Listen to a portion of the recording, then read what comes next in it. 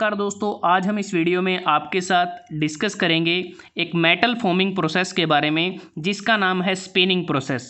Spinning process metal spinning process का type है। Metal spinning process 3 type की होती है, conventional spinning process, shear spinning process और ट्यूब स्पिनिंग प्रोसेस। और इस वीडियो में हम जानेंगे कन्वेंशनल स्पिनिंग प्रोसेस के बारे में, और इसे हम 2 तरीके से कर सकते हैं, हॉट स्पिनिंग प्रोसेस और cold spinning process. Hot spinning process के केस में हम हीटेड ब्लैंक का यूज़ करते हैं, जबकि कोल्ड स्पिनिंग प्रोसेस को रूम टेम्परेचर पर किया जाता है। अब जानते हैं कि इस प्रोसेस को कैसे किया जाता है, इसके एडवांटेज क्या हैं, डिसएडवांटेज क्या हैं और इसकी एप्लीकेशन क्या है। जैसे अगर आप इस डायग्राम को देखें तो हमें पता चलता है कि हमें किस किस कंपोनेंट की रिक्वायरमेंट होती है।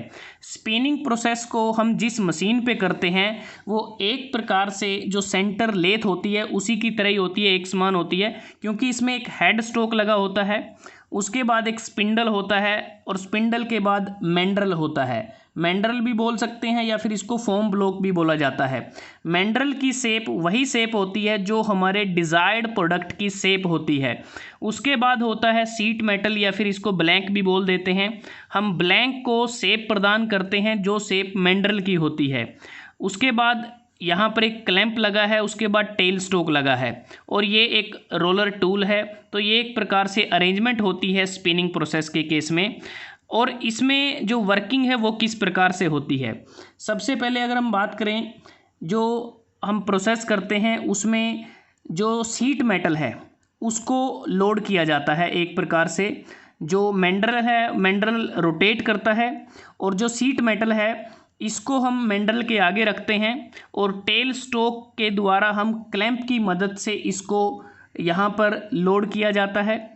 और जैसे ही मैंड्रल रोटेट करता है उसी प्रकार से जो सीट मेटल या ब्लैंक है वो भी रोटेट करना शुरू कर देती है।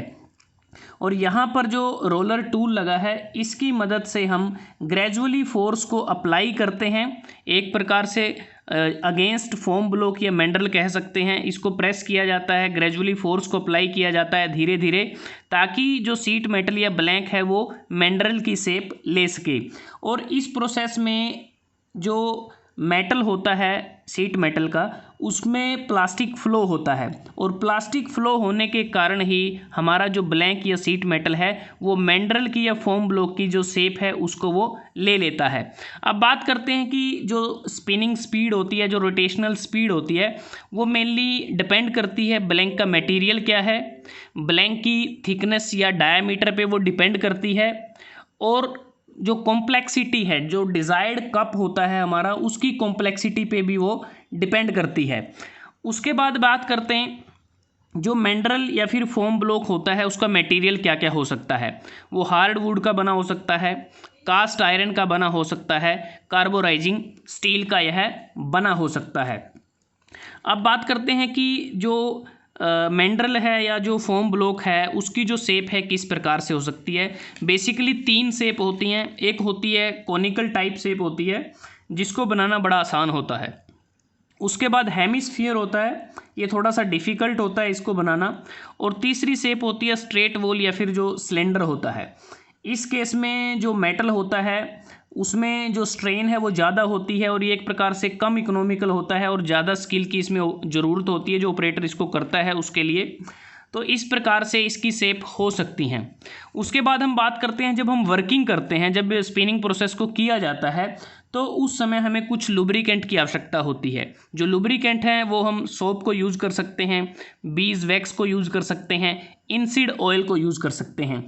इसका इस्तेमाल हम इसलिए करते हैं जब स्पिनिंग प्रोसेस की जाती है तो उस दौरान जो टूल होता है, रोलर टूल होता है, और जो हमारा जो ब्लैंक होता है उसके बीच में जो फ्रिक्शन है वो कम से कम फ्रिक्शन वहाँ पे प्रोड्यूस हो, इस चीज़ को ध्यान में रखा जाता है। दूसरी बात कि जब स्पिनिंग प्रोसेस को किया जाता है, जो स्पिनिंग फोर्सेस होते हैं जो रोलर टूल की मदद से अप्लाई किए जाते हैं, उसको हम हाइड्रोलिक मैकेनिज्म से भी कर सकते हैं, हैंड स्पिनिंग से भी उसको किया जा सकता है।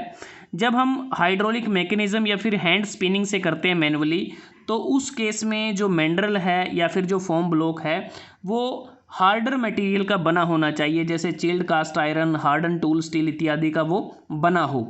और जब हम ऑटोमेटिक स्पिनिंग मशीन का यूज़ करते हैं, ऑटोमेटिक स्पिनिंग मशीन वैसे तो हाइड्रोलिक पावर स्पिनिंग मशीन की तरह ही होती है, फ़र्क सिर्फ इतना होता है कि ऑटोमेटिक स्पिनिंग मशीन में हम ऑटोमेटिक कंट्रोल सिस्टम का यूज़ करते हैं, जो बेसिकली जो ऑपरेशन के सीक्वेंस हैं उसको बताता है, और साथ में एक प्रेशर अटैचमेंट प्रोवाइड की जाती है ताकि जो स्पिनिंग जो रोलर होते हैं उसको एग्जैक्टली कंट्रोल किया जा सके।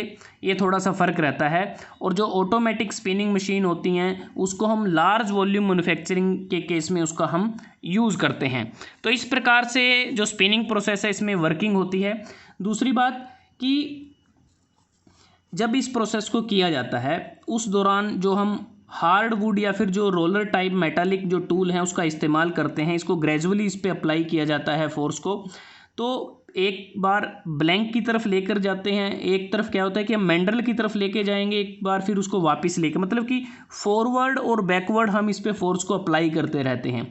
तो इसलिए कहा जाता है कि जब भी स्पिनिंग प्रोसेस की जाती है तो उस दौरान हमें ज़्यादा स्किल की आवश्यकता होती है, क्योंकि जब स्पिनिंग टूल को ब्लैंक पर फॉरवर्ड और बैकवर्ड मूव किया जाता है ताकि ब्लैंक पर कहीं पर भी थिनिंग सेक्शन ना बन पाए, इस चीज़ को ध्यान में रखा जाता है। तो इसको करने के लिए हमें हाईली स्किल्ड ऑपरेटर की आवश्यकता होती है।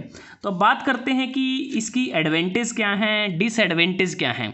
एडवांटेज की बात करें तो इस प्रोसेस के द्वारा हम अनलिमिटेड वैरायटी बना सकते हैं, सर्कुलर शेप की प्रोड्यूस की जा सकती हैं, मैनुअल स्पिनिंग से भी कर सकते हैं, ऑटोमेटिक स्पिनिंग से भी कर सकते हैं। दूसरी बात, जो फॉर्मिंग टूल हम यूज़ करते हैं उसकी कंस्ट्रक्शन सिंपल होती है, जो हार्डवुड से बने फॉर्म होते हैं उनकी कॉस्ट कम होती है। तो एक प्रकार से कम एक्सपेंसिव प्रोसेस है जिसके लिए हमें ज़्यादा इन्वेस्टमेंट की आवश्यकता नहीं होती। और जैसा हमने बात की, जो हार्डवुड फॉर्म होते हैं, फॉर्म ब्लॉक या मैंड्रल होते हैं, उसको बड़ी आसानी से रीवर्क फिर से उस पर रीवर्क किया जाता है ताकि उसको नई शेप भी हम दे सकते हैं। और इसमें जो पार्ट के साइज़ हैं वो तकरीबन 10 mm से 5 मीटर के डायामीटर तक वो वेरी कर सकते हैं, क्योंकि यहाँ जो डायग्राम आपके सामने अगर आप देखें तो यहाँ हमें क्लियर होता है कि स्टार्टिंग में हमारे ब्लैंक की जो शेप है वो किस प्रकार की होती है, और ये हमारे मैंड्रल की शेप होती है जो हमें चाहिए। तो धीरे धीरे फोर्सेस को ग्रेजुअली अप्लाई किया जाता है और फाइनली हमें वही शेप हमारे ब्लैंक के ऊपर मिल जाती है जो शेप हमने मैंड्रल को प्रदान की है। ये एक प्रकार से हमारा फाइनल प्रोडक्ट होता है।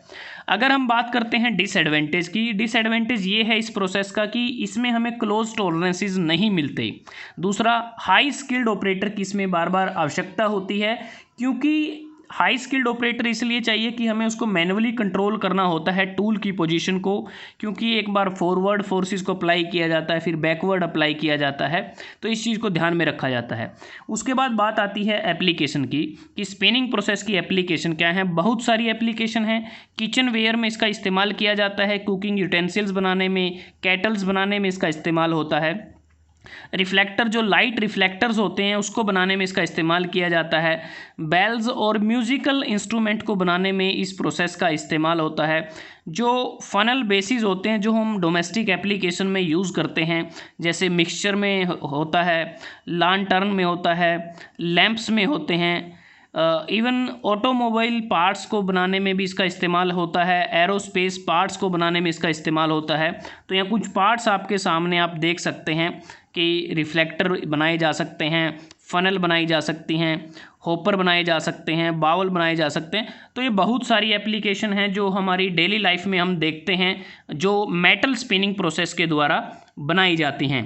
तो एक प्रकार से हम बात करें तो दोस्तों आज हमने इस वीडियो में आपके साथ डिस्कस किया मेटल फॉर्मिंग प्रोसेस, जो मेटल स्पिनिंग प्रोसेस का टाइप है कन्वेंशनल स्पिनिंग प्रोसेस। एक बार फिर बताएं, अगर हम हीटेड ब्लैंक का यूज़ करते हैं तो वो हॉट स्पिनिंग प्रोसेस कहलाएगी। अगर इस प्रोसेस को रूम टेम्परेचर पर किया जाए तो वो कोल्ड स्पिनिंग प्रोसेस कहलाएगी। दूसरी बात कि इस प्रोसेस में अगर हम बात करें, अगर कोल्ड स्पिनिंग करते हैं, कोल्ड स्पिनिंग के केस में हमें सरफेस फिनिश बढ़िया मिलता है हॉट स्पिनिंग प्रोसेस के कंपैरिजन में, लेकिन कोल्ड स्पिनिंग प्रोसेस में हमें ज़्यादा फोर्सेस को अप्लाई करने की आवश्यकता होती है हॉट स्पिनिंग प्रोसेस के कंपैरिजन में। तो दोस्तों आज हमने इस वीडियो में आपके साथ डिस्कस किया स्पिनिंग प्रोसेस के बारे में। अगर आपको ये वीडियो अच्छा लगा आप इसको लाइक कर सकते हैं, शेयर कर सकते हैं अपने दोस्तों के साथ, स्टूडेंट्स के साथ, और चैनल को सब्सक्राइब करना ना भूलें।